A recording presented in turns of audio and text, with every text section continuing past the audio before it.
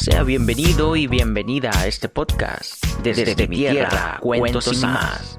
Literatura de Centroamérica y del mundo.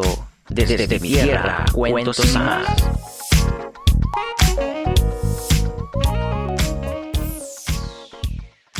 Soy Arnold Bolaños, desde la tierra de El Salvador, departamento de Usulután, Santiago de María.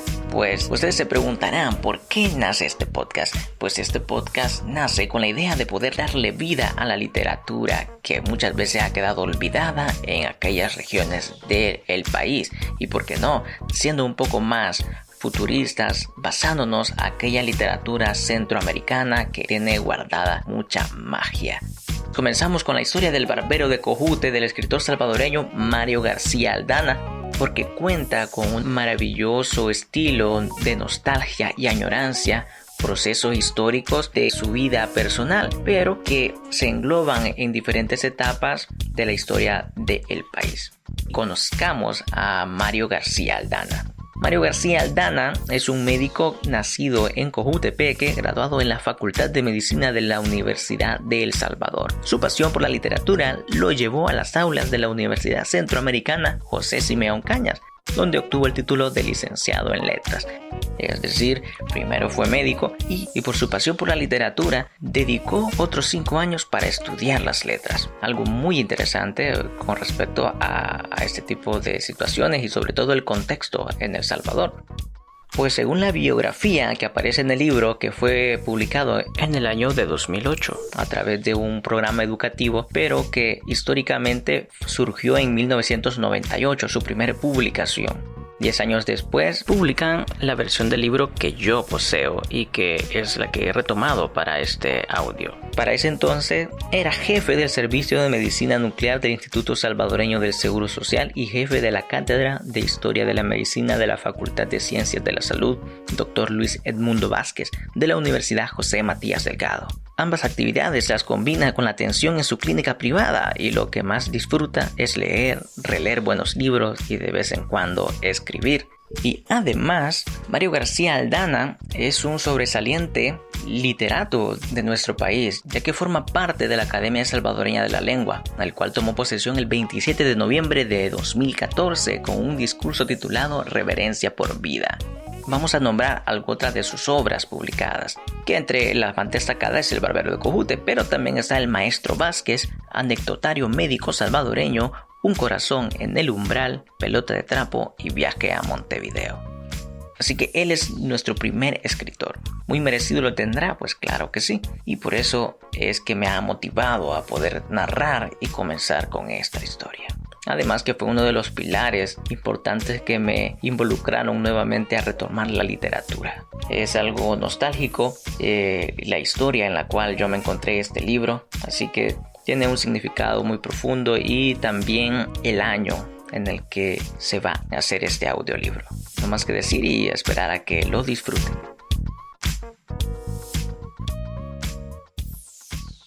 Desde mi tierra, cuentos y más. Literatura de Centroamérica y del mundo. Desde mi tierra, cuentos y más.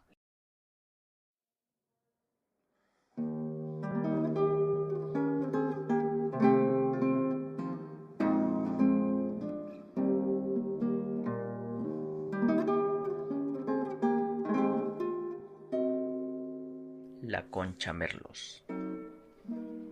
Por ahí viene la Concha Merlos, decía la gente, sin haberla visto. Al poner atención a escuchar su risa, aquella carcajada abierta, franca, que terminaba en una nota agudísima, sabía que estaba en el vecindario y que en cuestión de minutos aparecería. Era de baja estatura, muy delgada. Para disimular su delgadez usaba blusas holgadas de tela gruesa y enaguas largas con pliegues sobre varios fustanes. Su rostro delicado, enjuto, expresivo, de cejas pobladas, se iluminaba al reír y dejaba ver 2 o 3 dientes ennegrecidos por su constante fumar.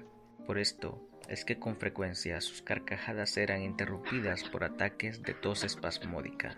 La Concha tenía como 50 años, o más bien 50, porque cuantos años tuviera era lo que menos importaba.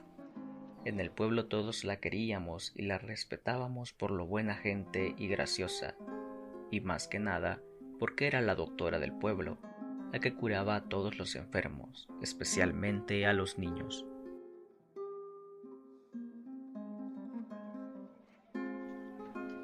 En este mi pueblito, sin energía eléctrica, sin servicio de agua potable, sin médicos, sin cura, la tía Brígida García y la niña Chita Valle mantenían a Dios y a su santa iglesia en las mentes y corazones de todos. Sin carretera y sin muchas cosas más, tenerla con nosotros era como tener asegurada la vida. En aquellas noches interminables de fiebre alta, veía caer hacia mis rocas gigantescas que al rodar producían tremendo ruido. Progresivamente el tamaño y el ruido eran mayores hasta que, ya para aplastarme y reventar mis oídos, me despertaba dando gritos. Esto sucedía cada vez que me quedaba dormido. La abuela lloraba conmigo, me daba alguna medicina y me acompañaba hasta el amanecer, cuando mandaba a buscar a la Concha. «Ya va a venir la doctora Merlos», me decía mi abuelita. A pesar de mis 6 años y de que mi abuela es una santa, yo no dejaba de advertir un leve tono de envidia en sus palabras. No se sabe cómo había adquirido tantos conocimientos médicos o qué mano misteriosa los había depositado en ella. Al menos yo nunca lo supe. Tenía un gran sentido del humor. Siempre estaba riéndose y haciendo bromas. Encontraba el resquicio gracioso a las situaciones más tristes. Cuando llegaba en plan de doctora era igual. «No te aflijas, Jesús, ya te voy a curar al cerquito», decía. Su actitud alegre y la seguridad de sus palabras me daban confianza. Preparaba una untura con varios ingredientes que luego me aplicaba, parado a la orilla de la cama, con manos diestras y cariñosas. No dejaba ningún sitio sin medicina. A veces yo tenía ánimos para reír o resistirme según el lugar del cuerpo. La Concha respondía con risas y halagos para conseguir completar su labor. Después me envolvía con 2 o 3 cobijas, dejando libre solo la cara, y exigía que no debía moverme de la cama durante 2 días, ni quitar aquel apretado lío.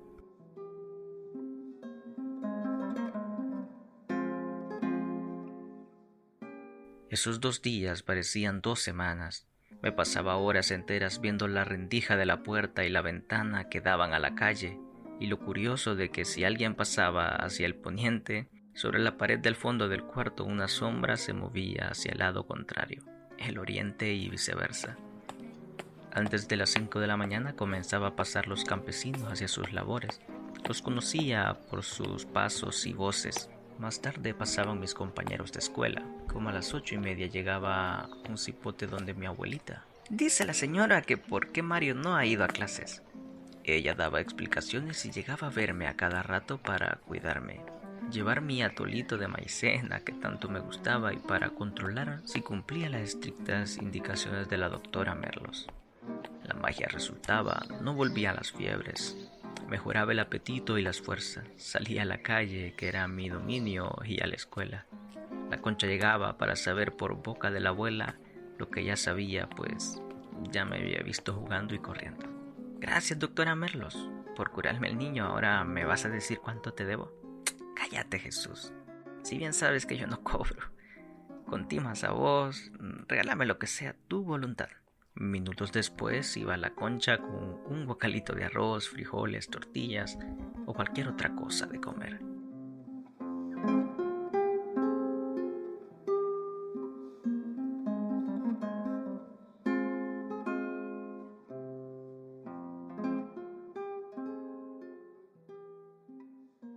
Por mis estudios, pasaba largos meses sin llegar a mi pueblo, pero la noticia inevitable llegó. La Concha Merlos había muerto. Y así se quedó la historia por muchos años. Recientemente interrogué a mi prima Marina García, nieta de la Concha. Saber las circunstancias que rodearon su muerte me ha producido más pesar y ha recordado con tristeza a aquella mujer tan vital, graciosa y buena.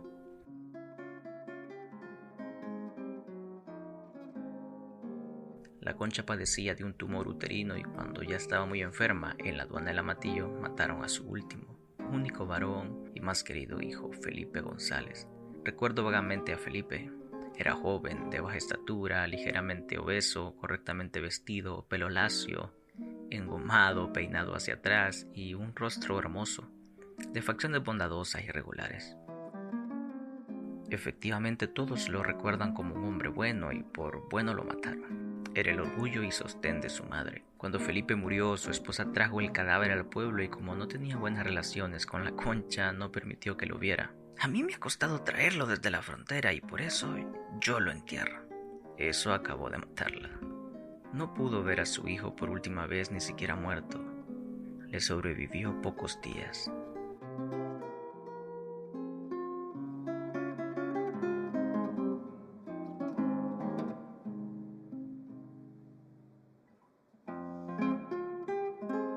Mi querida Concha Merlos, cómo te agradezco que hayas ayudado al amoroso guardián de mi infancia a hacer de aquellos días algo que recuerdo con amor y nostalgia. Curaste mis fiebres abrasadoras, las pesadillas que taladraban mi cerebro, los dolores que hicieron vibrar mi cuerpo frágil de niño campesino, y yo no te serví de nada.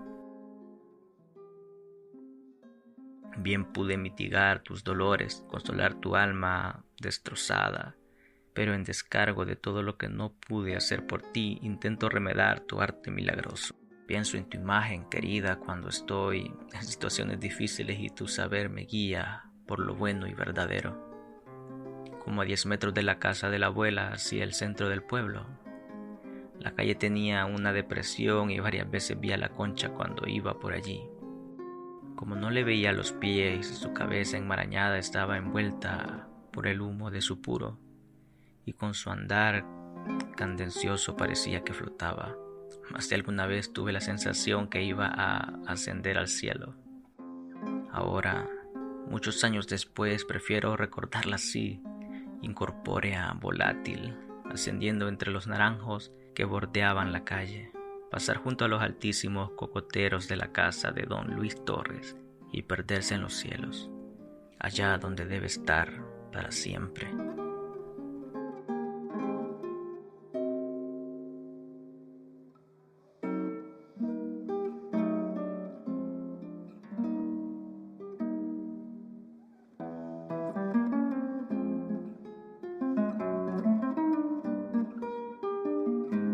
Desde mi tierra, cuentos y más. Literatura de Centroamérica y del mundo. Desde mi tierra, cuentos y más.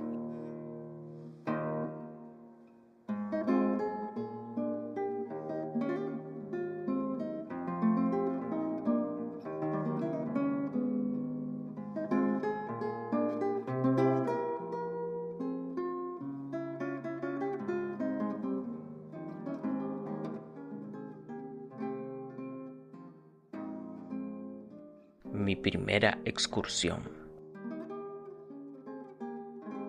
Mi padre fue a trabajar al Canal de Panamá en 2 ocasiones. Lo conocí al regresar la segunda vez. Recuerdo cuando fuimos a encontrarlo a Cojutepeque. Mi mamá nos bañó y vistió, a mi hermano y a mí, con la mejor ropa que teníamos. Íbamos caminando hacia el centro por el barrio San Juan, sobre la acera de la casa de la niña Teofilia Otero, cuando en sentido contrario caminaba mi padre rodeado de varias personas. La mayoría mujeres, y todos lo miraban. Él hablaba siempre y sonreía, se notaba dueño de la situación. Vestía pantalón y camisa blancos y zapatos negros y su pelo engomado, peinado hacia atrás. Mi mamá me preguntó: «Marito, ¿quién es tu papá?». Para mí era evidente que era aquel señor de blanco en ese momento de la escena, por eso sin titubear le respondí, señalándolo con mi dedo: «Ese». Todos celebraron mi viveza, que para mí no lo era. Al llegar a nosotros, mi papá nos levantó en vilo y nos miraba con curiosidad. Entonces mi hermano tenía casi 2 años y yo entre 4 y 5. Tiempo después, mi papá prometió llevarnos a un paseo para compensar sus largas ausencias. Esperamos varios meses hasta que por fin nos anunció: «Vamos a ir a Occidente». Una fría mañana muy temprano ya estábamos ansiosos esperando el tren en la estación de Cojute. Ver llegar aquella locomotora infernal con el tremendo ruido y echando volutas inmensas de humo negro me produjo tanto miedo que comencé a correr despavorido. Mi mamá me alcanzó y casi no podía sujetarme por la risa que le daba. Aquella máquina ya en reposo me tranquilizó. Mi hermano y yo viajamos hasta San Salvador aferrados a la ventana, devorando paisajes maravillosos. No recuerdo nada de la capital. A la mañana siguiente subíamos a un tren que tomó hacia el norte y luego hacia el poniente. Iba lento, resoplando por extensas planicies con hermosos cañaverales. Paraba largamente en estaciones de las cuales aún recuerdo algunos nombres: Sitio del Niño, Los Lagartos, San Julián, Bebedero. El viaje lo sentimos largo. Mi padre comentaba con otros pasajeros: ¿cuánto hemos recorrido? Y dicen que El Salvador es chiquito. Casi al final del día el tren llegó hasta la orilla del mar. Me emocionó mucho ver el agua debajo de los vagones. Pues regresamos a la ciudad de Sonsonate y allí nos alojamos en la pensión Castro. Luego de acomodarnos salimos a pasear. La belleza de la ciudad me impactó. Me gustaron muchísimo el parque central con sus faroles esféricos, la iglesia, el río y los puentes. En Panamá mi padre se hizo amigo de un compañero de trabajo originario de Sonsonate. Ya de regreso se escribían con cierta frecuencia. Él se llamaba Remberto Galván Hueso. No lo he olvidado porque don Remberto tenía o tiene una letra bellísima, primorosa, muy prolija.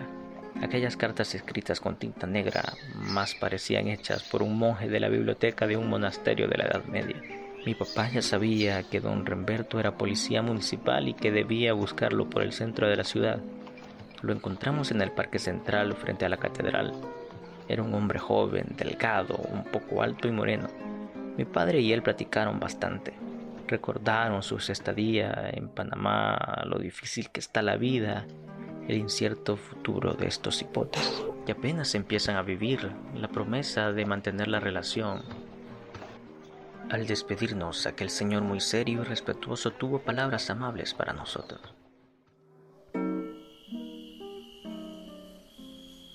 De regreso a la pensión Castro, aún existe. Fatigados y con sueño nos acostamos rápido. Yo no me podía dormir por tantas sensaciones nuevas en un solo día y por el calor. Con mi papá nos bajamos al suelo y sentimos agradable lo fresco de los ladrillos y ahí dormimos. Me pareció curioso e inquietante que al golpear el piso se oyera un sonido hueco. El regreso casi no lo recuerdo. Eran las mismas estaciones y el traqueteo lento y monótono de los vagones acentuaba la tristeza de volver tan pronto. Llegamos a San Salvador y de inmediato en la estación cambiábamos de tren para Cojutepeque. En casi todo el regreso mis padres discutían y a veces casi no hablaban. Por eso no me extrañó que antes de llegar a la estación de Santa Cruz Michapa, mi padre me llamó aparte y me preguntó: ¿te quieres ir con tu mamá o te vas conmigo a Cojute? A mí me gustaba mucho que mi papá me llevara a Cojutepeque porque me compraba pelotas de tenis. El piso de la casa de mi bisabuelo Raimundo García era de ladrillos de cemento y me gustaba jugar con él. Había luz eléctrica, comíamos mejor y otras cosas. De modo que mi respuesta fue rápida: me voy con usted. Sin embargo, me sentía mal con mi decisión porque mi mamá podía pensar que no la quería y me daba lástima que se fuera solo con mi hermano.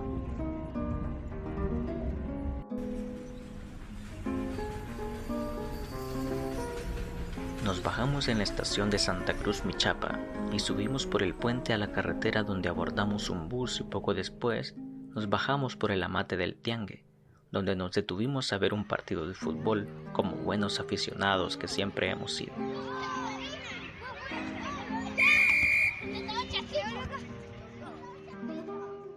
Volví a ver a mi mamá y a mi hermano una semana después que regresamos al pueblo. Durante mucho tiempo aquella excursión fue lo más grande que me sucedió. Por varios años pasé recordando y soñando con los lugares que conocí, especialmente con la linda ciudad de Sonsonate. También el viaje me permitió saber que nuestro país no es tan pequeño como se dice. Recientemente mi padre estuvo viviendo en Sonsonate por algunos meses. Le pregunté si ha visto a don Remberto y dice que se lo ha encontrado en varias ocasiones. Vive en Nahuilingo, ciudad aledaña a Sonsonate. Allí es encargado de la distribución de agua. Igual que mi padre, ya anda en la 8ª década de la vida. Está calvo y ha sido un gran bebedor. Fui a buscarlo a su casa en 2 ocasiones y no pude verlo. He sentido no haberlo encontrado porque él es la única conexión que me queda con mi inolvidable primera excursión. Lo seguiré buscando.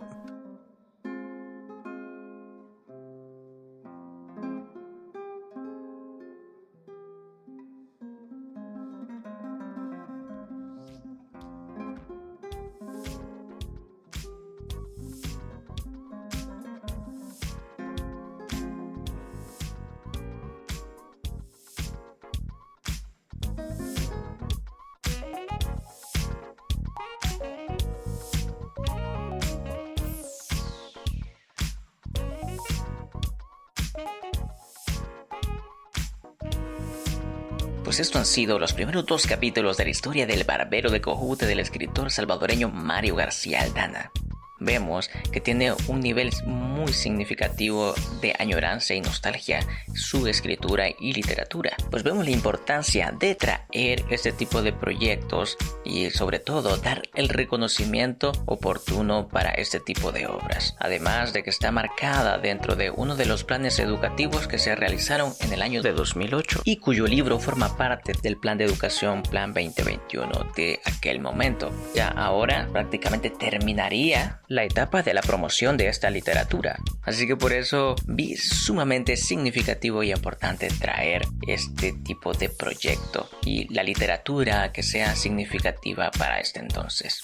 Pues vemos algunos datos interesantes acerca de cómo estaba constituido el sistema ferroviario y otro tipo de cositas que vamos a tener como reflexión. Uno de los puntos importantes es el sistema ferroviario y por eso vamos a hablar a continuación de ello. En el capítulo número 2, denominado Mi primera excursión, él hace un recorrido en tren con su papá y nos muestra pequeños detalles acerca de cómo estaba construido el sistema ferroviario en El Salvador. Además, menciona algunas estaciones como el Sitio del Niño de San Juan Opico, Departamento de la Libertad, Los Lagartos de San Julián, Sonsonate y El Bebedero. Asimismo, también hace una referencia a Santa Cruz, Michapa, municipio de Cuscatlán. Con respecto a esto, hay una historia muy buena acerca de cómo estaban constituidos los sistemas ferroviarios. Hay un libro que se llama 60 años de CEPA, que CEPA es la Comisión Ejecutiva Portuaria Autónoma. En este libro, ellos nos mencionan cómo está constituido todo el sistema ferroviario y su construcción desde el oriente al poniente del país. A continuación vamos a conocer un poquito de la historia del sistema ferroviario. Pues en el caso de El Salvador, el primer ferrocarril comenzó a operar entre Sonsonate y Acajutla en el año de 1882, a partir de un contrato entre el gobierno y la empresa Compañía del Ferrocarril de Acajutla. Posteriormente, en 1894, el gobierno firmó un contrato con la empresa Central American Public Works Company para terminar la vía férrea hasta San Salvador y Santa Ana, la cual a su vez cedió los derechos y obligaciones a The Salvador Railway Company Limited, de capital inglés. Fue esta la empresa que finalizó y operó los ferrocarriles del occidente de El Salvador, es decir, las líneas entre San Salvador, Santa Ana, Sonsonate, Acajutla y puntos intermedios, hasta su intervención por el gobierno de 1962, a cargo del teniente coronel Julio Adalberto Rivera Carballo, presidente de la República, en el periodo de 1962 a 1967. Y además, como dato curioso, es el fundador del Partido de Conciliación Nacional, el cual se constituyó en 1961.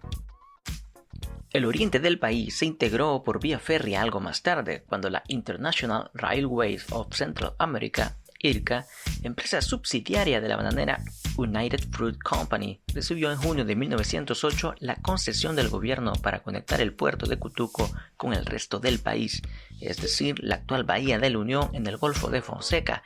El puerto fue construido en 1915. Al igual que la construcción del ferrocarril en el occidente, se procedió por etapas. Primero se habilitó el tramo entre La Unión y San Miguel en 1912 y 8 años más tarde, en 1920, se completó la vía desde San Miguel hasta San Salvador, pasando por Usulután, Zacatecoluca, San Vicente, Cojutepeque y San Martín. La IRCA también construyó una línea de ferrocarril desde San Salvador hasta Metapán, desde donde conectó en 1929 con la red ferroviaria de su propiedad en Guatemala. El Salvador también contaba en la década de 1930 con una red ferroviaria que cubría buena parte del territorio nacional como ningún otro país centroamericano. Desde La Unión en el oriente hasta Cajutla en el poniente, pasando por todas las ciudades importantes en el camino: San Miguel, Usulután, Zacatecoluca, San Vicente, Cojutepeque, San Salvador, Santa Ana, Chalchuapa, Sonsonate, Ahuachapán, además de una gran cantidad de pueblos pequeños y medianos que tenían estación de ferrocarril, que son algunas que mencionan de Mario Aldana cuando era niño, es decir, el pasaje en el sitio del Niño, de San Juan Opico, Los Lagartos de San Julián y Santa Cruz Michapa, municipio de Cuscatlán. Él en el libro hace un viaje de Cojutepeque a San Salvador y de San Salvador a Sonsonate y viceversa.